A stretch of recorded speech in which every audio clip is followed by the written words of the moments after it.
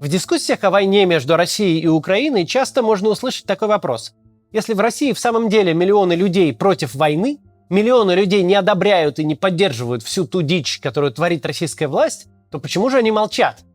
Откуда такое массовое смирение?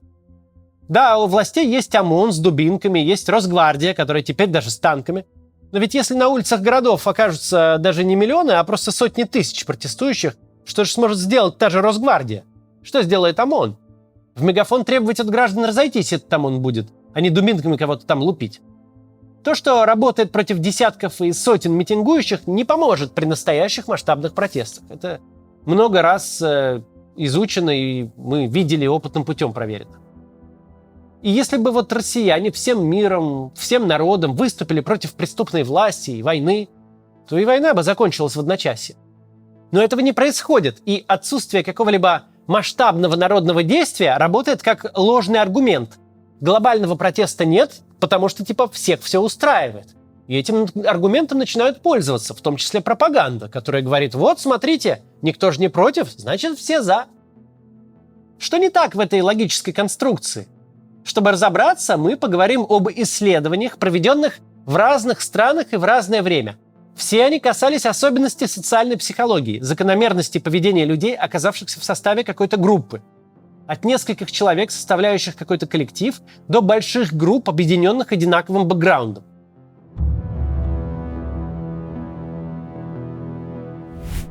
Начнем с первого. Диффузия ответственности. Такое название, сейчас поймете, что это. В 60-е и 70-е годы прошлого века американские ученые Биб Латане и Джон Дарли обнаружили закономерности в поведении людей, оказавшихся свидетелями какого-то чрезвычайного происшествия. Вот что выявили ученые. Эффект свидетеля, такое закрепилось за этим явлением название, фиксирует склонность человека к пассивной реакции в кризисной ситуации, если рядом есть другие люди. Сначала на такую закономерность обратили внимание при расследовании преступлений. Если свидетелем нападения становился один человек, он скорее вмешивался в ситуацию. Если же очевидцев было несколько, то большинство людей предпочитали пассивную роль и полагались на других. Это наблюдение подтвердилось в ходе эксперимента. Его участники приглашались в комнату, где им предполагалось заполнить анкету, значит, что они этим займутся. В это самое время комнату начинал заполнять дым, типа пожар. 75% испытуемых, находящихся в одиночестве, немедленно сообщали экспериментаторам о происшествии. Если же в комнате присутствовали сразу несколько человек, то испытуемые реагировали на задымление вдвое реже. В некоторых группах тревогу начинали бить лишь 10% участников. Позднее подобные эксперименты проводили и другие исследователи, а в 2011 году в распоряжении специалистов оказались данные исследований, проведенных за последние 50 лет на эту тему, с охватом около 7 тысяч человек. Мета-анализ этих данных подтвердил существование эффекта свидетеля. Стоит заметить, что ученые, которые начали все это дело, в изучении эффекта свидетеля не ограничились фиксацией факта, а пошли дальше. Они попытались выяснить природу такого поведения. Какие психологические процессы препятствуют тому, чтобы человек принял решение вмешаться в ситуацию? Связано ли это с рисками, которые берет на себя помогающий? Выяснилось, что почти нет. Даже наоборот. Чем очевиднее была опасность чрезвычайной ситуации, тем быстрее приходили на помощь свидетели-одиночки. А вот размер группы свидетелей влияет на процесс принятия решений напрямую. Этот эффект обнаружили и исследовали те же Латане и Дарли. Чем очевиднее была опасность чрезвычайной ситуации, тем быстрее люди приходили на помощь, если это были свидетели-одиночки. А вот размер группы свидетелей влияет на процесс принятия решений напрямую. Латане и Дарли обратили внимание, что чем меньше у происшествия очевидцев, тем выше вероятность, что пострадавший получит своевременную помощь. И наоборот, в большой группе ответственность за то, чтобы вовремя среагировать на ситуацию, как бы распределяется между всеми. Толпа безмолвствует и бездействует. Исследователи назвали это диффузией ответственности. Почему так происходит? В первую очередь потому, что моральное обязательство помочь ложится в этом случае не на одного человека, а на всю группу, ставшую свидетелями чрезвычайной ситуации. Соответственным образом и тягостное чувство вины за то, что именно вы не помогли человеку в беде, дробится на всех присутствующих. А почему я? Вон там сколько народу было. И, наконец, вера в то, что другой свидетель в группе предложит помощь. Типа всегда найдется кто-то, кто справится лучше, чем я. Знакомое чувство ведь, да? Кстати, именно на принципе диффузии ответственности строилась линия защиты подсудимых на Нюрнбергском процессе. Да и в повседневной жизни мы нередко сталкиваемся с этой уловкой человеческой психики. Решать проблемы в местах общего пользования скорее возьмутся жильцы частной квартиры, чем коммуналки. А степень ответственности студента в индивидуальном проекте выше, чем в групповом. Похожая история с ответственностью за происходящее в стране. Люди, которых принято называть элитами, реально способные на что-то повлиять и что-то изменить в курсе государства, наблюдают за длящимся кошмаром, как коллеги буйного психопата. Мол, вот такой вот у нас начальник, что ж тут поделаешь. Что до россиян, не облеченных властью, то на невмешательство граждан в политику много лет работали все ресурсы пропаганды, а с началом полномасштабного вторжения к методам воздействия добавилось репрессивное законодательство. Когда просто выражение несогласной позиции с войной грозит большим штрафом или вообще тюремным сроком, стоит ли удивляться, что желающих говорить немного, а желающих действовать и того меньше. Впрочем, те же специалисты по социальной психологии утверждают, после того, как один или несколько очевидцев выходят из ступора и начинают действовать, остальные свидетели тоже активизируются.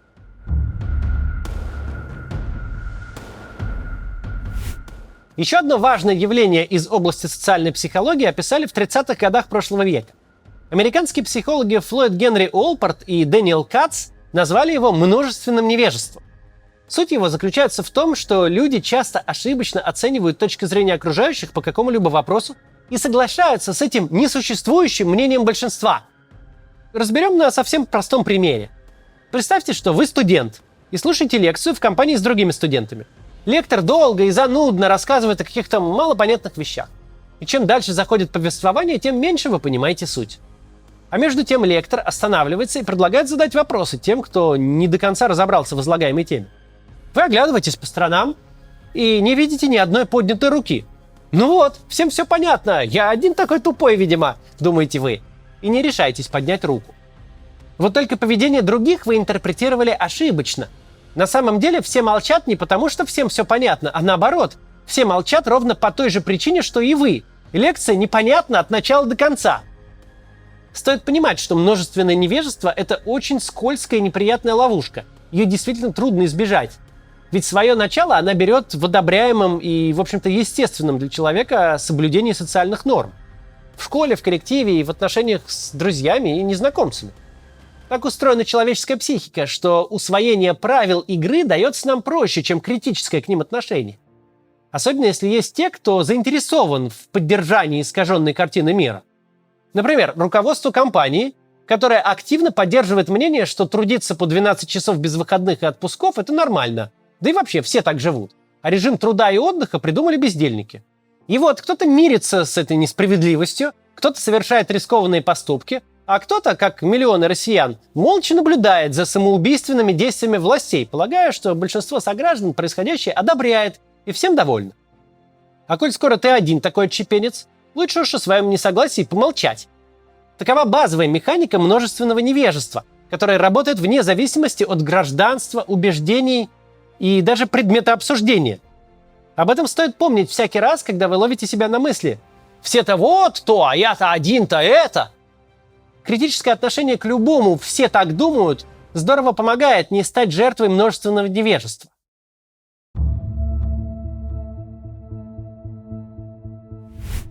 Психологи отметили, что в любых сообществах, ориентированных на принятие общего решения, часто возникают трудности с рассмотрением альтернативных точек зрения.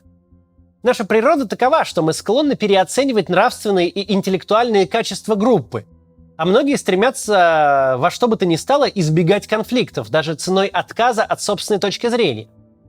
Тех, кто готов погибнуть за свои убеждения, в человеческой популяции вообще мало. Зато есть поговорка «худой мир лучше доброй ссоры». Даже группа, состоящая из умных и компетентных людей, может допустить серьезную ошибку. А если люди в группе собрались не очень компетентные и умные, то количество неправильных решений может возрасти в разы. Особенно если правила группы требуют от участников меньше обсуждений и больше согласованности. Помните вот это вот все, парламент не место для дискуссий.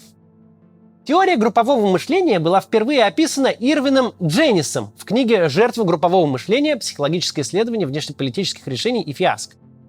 В этой работе Дженнис отметил ряд симптомов, которые говорят о том, что группа находится в зоне риска, и ждать от ее участников разумных и компетентных решений не стоит. К явным признакам скорого провала исследователь отнес иллюзию непогрешимости и веру в высокий морально-нравственный уровень группы. Дескать, образованные и опытные люди, к тому же наделенные высоким статусом, как с ними не согласиться? Затем, следующий признак – игнорирование группы любых сигналов извне, укрепление негативных стереотипов об оппоненте. Например, что все они обязательно слабые, злобные или глупые, или продажные. Ну или там сплошь иностранный агент. Далее самоцензура, как следствие давления на любого члена группы, чьи суждения идут вразрез с генеральной линией. Тоже знакомо. Ну и, наконец, ограждение членов группы от любой информации, противоречащей господствующему мнению. Собственно, наличие хотя бы пары симптомов уже говорит, что сообщество стало дисфункциональным, что мы и наблюдаем на примере российских властей всех уровней. Процветает в условиях таких групп и еще одно явление, названное как эффект ложного консенсуса. Суждения при этом явлении крайне примитивны. Мнение нашей группы единственно верное. И с ним согласны все. Любые указания, что согласны не все, что правота точки зрения, сложившейся в конкретной группе, совсем не очевидна, воспринимаются радикально. Кто не согласен – враг. Ну или в лучшем случае глупец, мнением которого можно пренебречь. В той или иной степени эффект ложного консенсуса касается каждого из нас. Нам свойственно считать свои взгляды самыми нормальными и здоровыми, а свой выбор самым здравым и логичным. Всем нам хочется окружать себя единомышленниками. Кто в последние 1,5 года не чистил в сердцах соцсети? Но как быть, когда в ловушку ложного консенсуса попадают власти большой страны? Когда судьбоносные решения принимаются узким кругом людей, собравшим все симптомы дисфункциональной группы? Тогда мы и получаем проблему мирового масштаба, такую как война между Россией и Украиной и вообще весь курс нашей страны.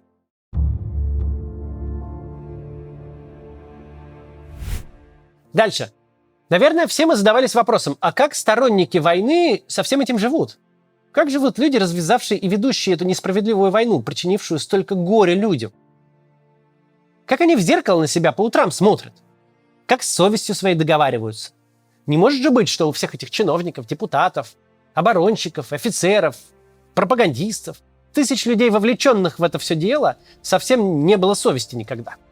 Исследователи выделяют несколько приемов, которые позволяют облегчить моральный дискомфорт, вызванный вовлеченностью в какие-то недостойные действия. Отдельно заметим, что люди, искренне убежденные в своей правоте, к таким приемам не прибегают. Им незачем. Первый прием – оправдание причинами морального, социального или экономического свойства. Нам не оставили выбора. Если бы не мы, то нас. Чтобы закрепить эффект, используется второй прием – эвфемизмы и иносказательная риторика. Высокоточные удары вместо бомбардировок городов, освобождение территории вместо оккупации или захвата земель, а смерти мирных жителей равнодушно именуются сопутствующим ущербом. Третий инструмент для облегчения морального дискомфорта – сравнения, выгодные для оправдания своих действий. Мы воюем аккуратно, а вот американцы вообще ядерное оружие применили, и ничего. Или расчеловечивание образа противника. Нечего с ними церемониться, типа там одни нацисты. Вот так вот банально это устроено. Закончить хочу вот чем. Все исследования, о которых мы сегодня рассказали, были сделаны не в наше время и не в нашей стране. И ученые, которые изучали эти проблемы, и участники экспериментов и исследований не были нашими соотечественниками. Но человеческие сообщества подчиняются неким общим принципам и закономерностям. Эффекты социальной психологии работают в любой стране и в любом обществе. И это очень хорошая новость для нас с вами. Для всех, кто хочет и готов восстанавливать нашу страну, когда придет время.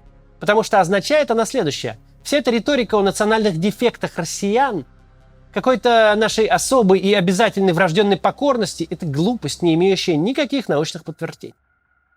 Да, наша страна сейчас в тупике, но выбраться из этого тяжелого положения возможно. И если мы сумеем правильно отрефлексировать этот нездоровый, стыдный и тяжелый опыт, то у нас есть все шансы построить мирную, благополучную и процветающую страну. История знала немало примеров, когда большие сообщества людей под влиянием законов социальной психологии принимали неправильные решения и выбирали неверные пути. Но всегда в силах этого же общества осознать свои ошибки и по возможности их исправить.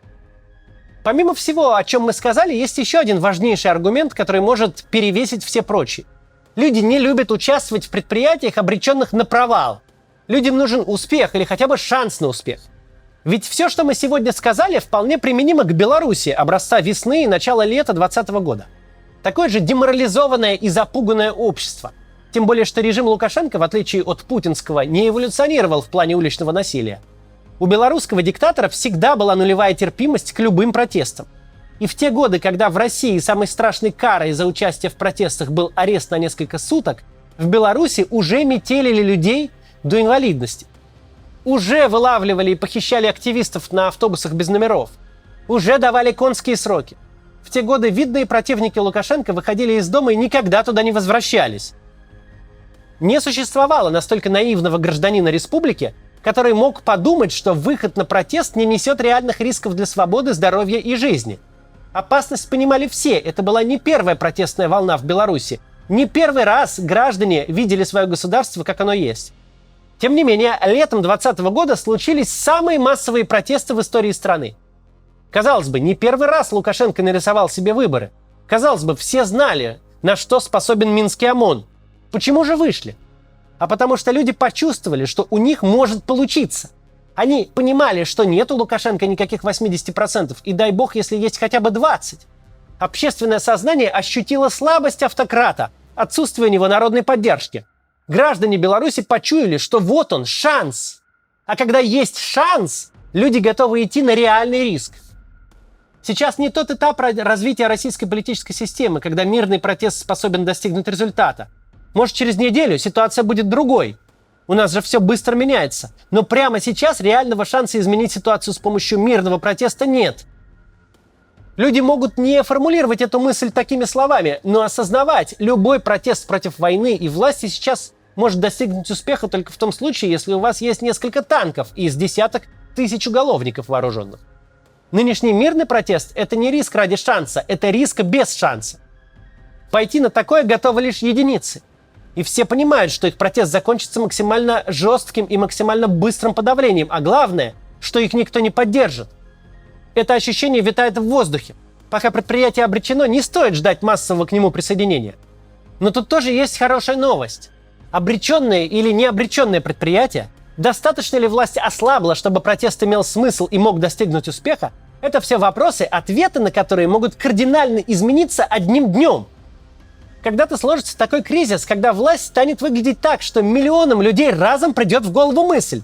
А вот сейчас получится. Сейчас риск того стоит. Сейчас выйду не я один, выйдет мой сосед, мой начальник, водитель городского автобуса. Все мы думаем одинаково. Все мы эту власть ненавидим. А ей силенок с нами совладать-то не хватит. Этот момент невозможно предвидеть, невозможно предсказать, невозможно организовать. Однажды он просто случится. Случится, и мы будем готовы. До завтра.